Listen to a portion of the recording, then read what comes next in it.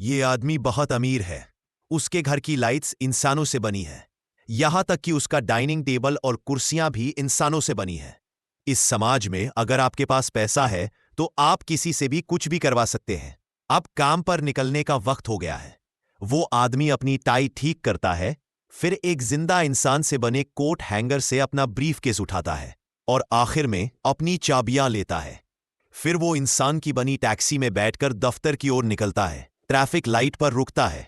वहां की लाइट्स भी दो इंसानों से बनी होती है। वो बार बार अपनी घड़ी देखता है। लगता है देर हो रही है। आखिरकार ऑफिस बिल्डिंग के नीचे पहुंचता है। बिल्डिंग का गेट 4 मजबूत इंसानों से बना हुआ होता है। वो आदमी लिफ्ट में चढ़ता है। लिफ्ट के दूसरी तरफ एक 600 पाउंड का मोटा आदमी खड़ा है, वजन संतुलन बनाए रखने के लिए। आदमी उस मंजिल पर पहुंचता है जहां उसका ऑफिस है। अपना लॉकर खोलता है। एक जिंदा आदमी जो हैंगर बना है पहले से वहां मौजूद होता है। यहां तक आते आते एक बात समझ आती है। सभी लोग उस आदमी के लिए काम कर रहे हैं। लेकिन सवाल यह है, उस आदमी का खुद का काम क्या है?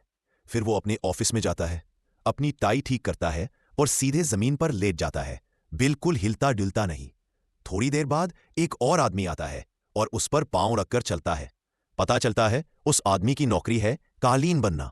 तो फिर वो जो आदमी उस पर चला, उसकी नौकरी क्या है? ये शॉर्ट फिल्म सोचने पर मजबूर कर देती है। हम सब समाज के एक हिस्से हैं। हम सब किसी न किसी रूप में उपकरण यानी टूल की तरह काम कर रहे हैं। चाहे आप कितने भी ऊंचे पद पर क्यों ना हो, टूल बनने से कोई नहीं बचता। आखिर में एक बात मेरे दिमाग में बार बार आती है, जो लोग बाथरूम में टॉयलेट या यूरिनल बनते हैं, उनका सीन कैसा होता होगा?